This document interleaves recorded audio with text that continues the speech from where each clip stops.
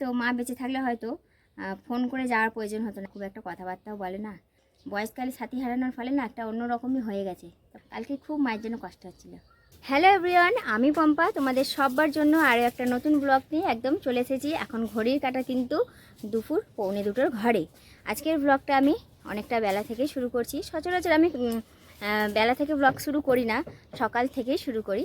কিন্তু আজকের বাপের বাড়ি যাব, জানো তো, অনেকগুলো দিন পর, পুরো 1 মাস পর বাপের বাড়ি যাব। তো গাছের আম হয়েছে, অনেকগুলো আমও পড়েছে ঝড়ে। আম দেবো, লাল শাক নিয়ে যাব, লাউ শাক নিয়ে যাব। ওই জন্য হচ্ছে ভাবলাম বাপের বাড়ি যখন যাব সকাল থেকে ব্লগ শুরু করে লাভ নেই, বিকাল থেকেই করব। তো বরমশাই হচ্ছে আজকে ছুটি নিয়েছে, মানে পুরুলিয়ায় গেছিলো, অনেক খাটাখাটনি হয়েছে, এক্সট্রা একটা ডিউটি মানে ছুটি পাওনা আছে, ওই জন্য আজকেরও ছুটি করেছে। তো আজকে বাপের বাড়ি নিয়ে যান, চলে আসবো, অবশ্য থাকি তো না, চলেই আসবো। আর ওই জন্য আম গাছে উঠেছে আম পাড়তে। ও বাবা, কোথায় গেল ফোন? এক জায়গায় করি। এই একটা আম,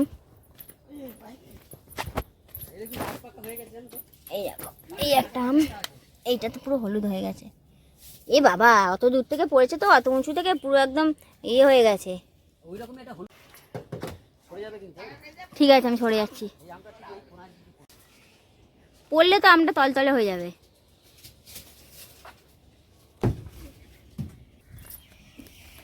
না ফাটেনি, কিন্তু তলতলে হয়ে গেছে ওপর থেকে পড়াতে। আঁটি বেঁধে নিতে বললাম তোমাকে আমি।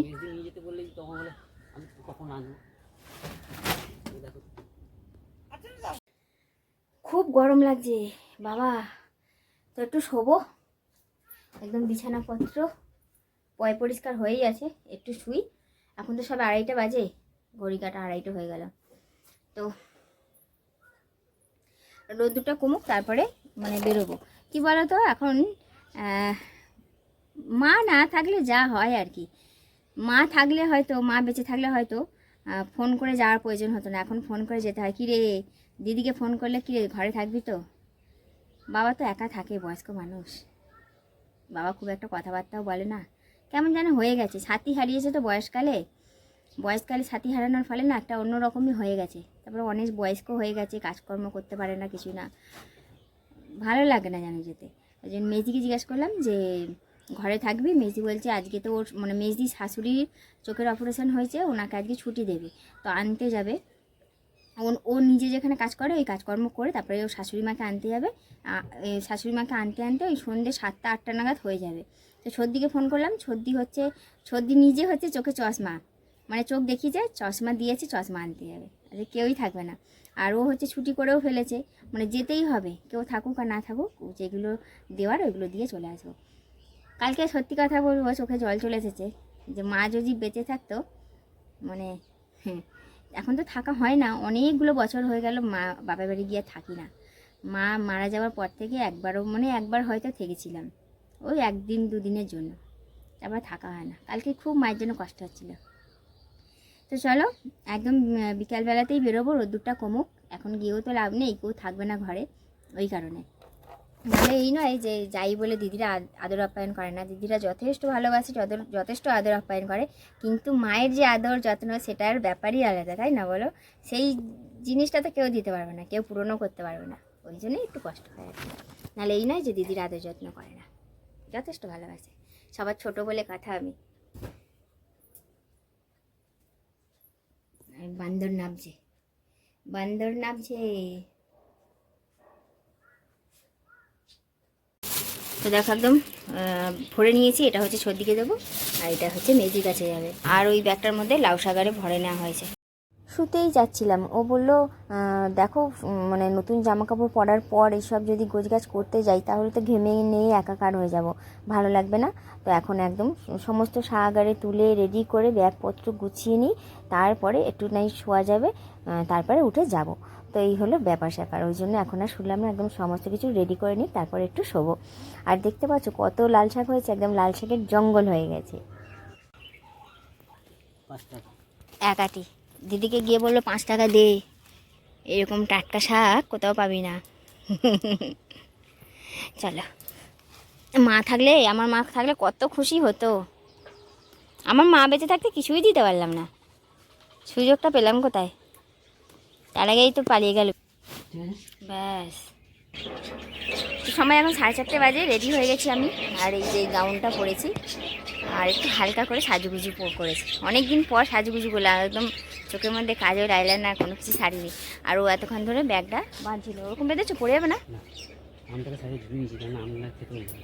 ঠিক আছে, ও একদম বাইক রেডি করে নিয়েছে একদম। চলো, ও রেডি হলেই জামা প্যান্ট পরুক, তারপরে হয়ে যাবে। আমার একদম পুরো রেডি, শুধু হেলমেট পরলে তো জানোই কোনো কিছু হেয়ারস্টাইল করা যাবে না, শুধু করবো আর বেরিয়ে যাবো, হেলমেট পরে বেরিয়ে যাবো।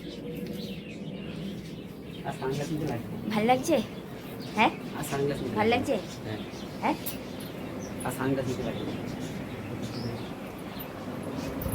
এই মেয়ে সর, মেয়ে ওট, বাইক নিয়ে আসবে।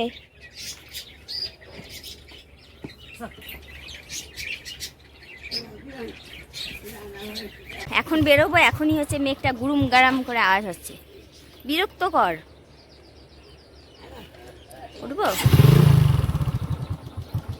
হ্যাঁ এই জুতোটাই পরে যাবো, আবার কি মাইলাম। মানে এখন আমরা আছি কাছাকাছিতেই, মানে সবে মাত্র রোডে বেরিয়েছি, হঠাৎ করে বৃষ্টি আরম্ভ হয়েছে আর সঙ্গে বাজ পড়ছে, মানে গুড়মুড় করছে। আর আমাকে দোষ দিচ্ছে, বলছে তুমি ঘুমিয়েছিলে কেন? বললাম তাড়াতাড়ি করে বেরো, সেই দেরি করলে তো। তো একটা দেখো, একদম ফ্লাইওভারের নিচে দাঁড়িয়ে আছি। বৃষ্টি কখন কমবে জানি না। বাপের বাড়িতে ফোন করেছিলাম দিদির কাছে, দিদি বললো ওখানে বৃষ্টি আরম্ভ হয়নি, তবে খুব মেঘ করেছে আর মেঘ ডাকছে। আর আমার তো বিদ্যুৎ চমকালে খুব ভয় লাগে, আর এমনিতে বৃষ্টিও পড়ছে আর বিদ্যুৎও চমকাচ্ছে, ওই জন্য দাঁড়িয়ে পড়েছি।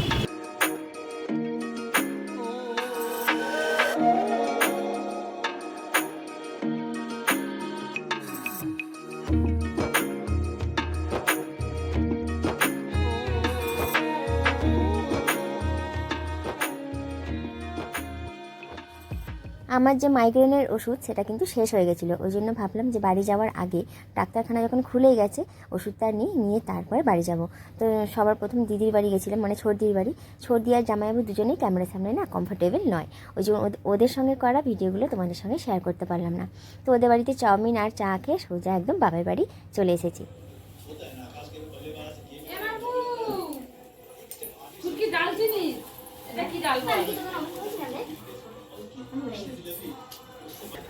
নিজে চাষ করেছি, সেটাই তো বলছি, লাল শাকটা আমার বরকির প্রিয় শাক। আর এটা কুমড়ো শাক, এই লাউ শাক। এই এখনই কেটে রাখ, যেটা করে রাখবি এখন বসে বসে কেটে রাখ, কালকে করবি। লাল শাক এত টেস্ট, তোকে কিচ্ছু মেশাতে রাখবে না। হ্যাঁ আমি কখন কাটবো, এখন রান্না করবো, করে ভালো লাগবে, ইচ্ছে করবো কিন্তু প্যান ঘুরিয়েছে দেখ, গরম লাগছে তাই। তো এসে হচ্ছে কি বলতো, একটা কথা প্রথমেই বলি, মানে আর্ধেক রাস্তায় এসে দেখি বৃষ্টি নেই, আশ্চর্য, মানে পুরো রাস্তা খটখটে, আর আমাদের ওইদিকে যত বৃষ্টি। প্রথমে দিদির বাড়ি গেছিলাম, ওখানে কিছু শেয়ার করলাম না, ও কি বলতো ক্যামেরার সামনে অতটা কমফোর্টেবল না, ওই জন্য কিছু শেয়ার করলাম না। আর প্রথমে ডাক্তার দেখিয়েছি, তারপর সতীর বাড়ি গেছি, এখন চলে এসেছি বাপের বাড়ি। এসে হচ্ছে এটা হচ্ছে দিদিদের, মানে দিদি যেখানে কাজ করে সেই বাড়ির আম, আর এটা আমাদের কাছে আম। তো প্রথমে বাবাকে একটু কেটে দিয়ে দিয়েছি, বাবা ওখানে বসে বসে খাচ্ছে। বাবাকে দেওয়ার আগে হচ্ছে আমি মাকে দিয়েছি, কারণ আমার মায়ের ভীষণ আম পছন্দ, এত ভালোবাসে আম, কি বলবো, আম আর জিলেপি। ওই জন্য কেটে একটু মায়ের মুখে লাগিয়েছি, গড়িয়ে গড়িয়ে নিচে নেমে গেছে, আর এই যে কেটেছি, সবাই মিলে আমরা খাবো। ও জল দেওয়ার জন্য লাফাচ্ছে তখন থেকে, কখন জল দেবে, দে যে দে বাবা। আমি তো বটিতে কাটতে পারি না, দেখি কেমন হয়। আমি বটি ব্যবহার করতে জানি না, যেমন হবে। তুই দিয়ে তো লাল শাক এমনি গলে যায়, ভুলে যাবে, জানি, আমাদের আমাদের সাথে লাল শাক ভুলে যাবে। ভীষণ ভালো। লাল শাকটা খুব ভালো। কি বলো তো, দিদি তো কালকে কাজে যাবে, সময় পাবে না, এবার কখন কাটবে না কাটবে, ওই জন্য বললাম এখন তো আমি বসেই আছি, কোনো কাজই নেই, দে আমি একটু কেটে দিই, কেটে দিই।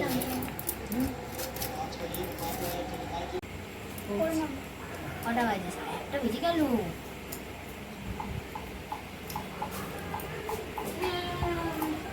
তো অবশেষে মানে সব শাক কাটা হয়ে গেল। তো বসেছিলাম, ভাবলাম গল্প করছি, মেজি তো সময় হয় না, বললাম দে গল্প করতে করতে সব শাকগুলো কেটে দিই। লাল শাকটা লাউ শাকটা দুটোই কেটে প্লাস্টিকে ভরে রেখে দিয়েছে, ও ফ্রিজে ঢুকিয়ে রেখে দেবে। আর মেজি এখন হচ্ছে, আজকে আমাদের এখানে না মানে শীতলা মায়ের চান, মানে ঠান্ডা উপোস, ওই জন্য মেজি হচ্ছে লুচি করছে আর ছোলার ডালটা হয়ে গেছে, লুচি করছে। হাই ভাজা মশলা ছড়িয়ে দিয়েছে ওপর দিয়ে, নারকেল ভাজাও দিয়েছে। আর এদিকে এই যে লুচির রেডি হচ্ছে, তেল গরম বসিয়ে দিয়েছে। বাবাকে প্রথমেই দেয়া হয়েছে, কারণ বাবা ঠান্ডা হয়ে গেলে লুচি চেবাতে পারে না, তো বাবা দাঁত নেই, ওই জন্য একদম গরম গরম মেজি বাবাকে দিয়ে দিয়েছে আগে। ছোলার ডাল লুচি। সময় 11টা বাজে, আর এই যে মেজি আমাদেরকেও দিয়ে দিয়েছে। এটা হচ্ছে আমার বরমশাইয়ের নারকেল ছাড়া, ও নারকেল ভালোবাসে না বলে ওটা নারকেল ছাড়া, আর আমি একটু নিয়ে নিয়েছি নারকেল দিয়ে। তো খেয়ে দিয়ে একদম বেশি না দেরি করে বেরিয়ে যাব। লুচিগুলো কিন্তু হেভি নরম হয়েছে, একদম সফট।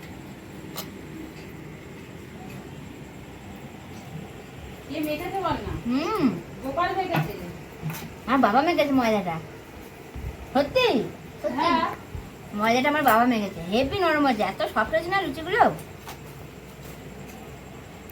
প্রত্যেকবারই কিন্তু আসার সময় মনটা খুব খারাপ হয়ে যায়। কোথায় মায়ের পায়ে হাত দিয়ে নমস্কার করব, সেই জায়গায় মায়ের ফটোতে নমস্কার করতে হচ্ছে। এই জিনিসটাই না আমার খুব কষ্ট দেয়, জানো তো। ওই জন্য আসার সময় কোনো কথা আমি বলতে পারলাম না। তো সবাইকে নমস্কার করে বেরিয়ে চলে এসেছি। আর আজকে আসার সময় কিন্তু একদম রাস্তা পুরো ফাঁকা পেয়েছি। এমনিতেই আমরা হাই রোড হয়েই আছি, হাই রোড ফাঁকা থাকে। মানে ভেবেছিলাম রাত্রি 9টা বেজে গেছে, প্রচুর লরি পাবো, কিন্তু না, রাস্তাটা বেশ ফাঁকাই ছিল। খুব ভালো, খুব আরামে এসেছি বাড়িতে। সময় কিন্তু এখন রাইট টাইম 11টা বাজে। এসেছি একদম পাক্কা, একদম 1 ঘন্টা বাজে, মানে 10টা 5-এ তখন ঘরে ঢুকে পড়েছি। ঢুকেই সর্বপ্রথম গা হাত পা ধুয়ে খাওয়া দাওয়া করে নিলাম। খাওয়া দাওয়া সেরে একদম বাসন কোসন যা বেরিয়েছিল সব মাজামুজি করে আরেকবার চোখে মুখে জল দিয়ে এই জাস্ট বসলাম। তো যাই হোক বন্ধুরা, আজকের ব্লগটা কেমন লাগলো কমেন্ট করে অবশ্যই জানিও, আর ভালো লাগলে একটা লাইক দিয়ে দিও। তাহলে আজকের মতন এখানে শেষ করলাম। আগামীকাল আরও একটা নতুন ব্লগ নিয়ে খুব শিগগিরই চলে আসবো। তাহলে আজকের মতন টাটা।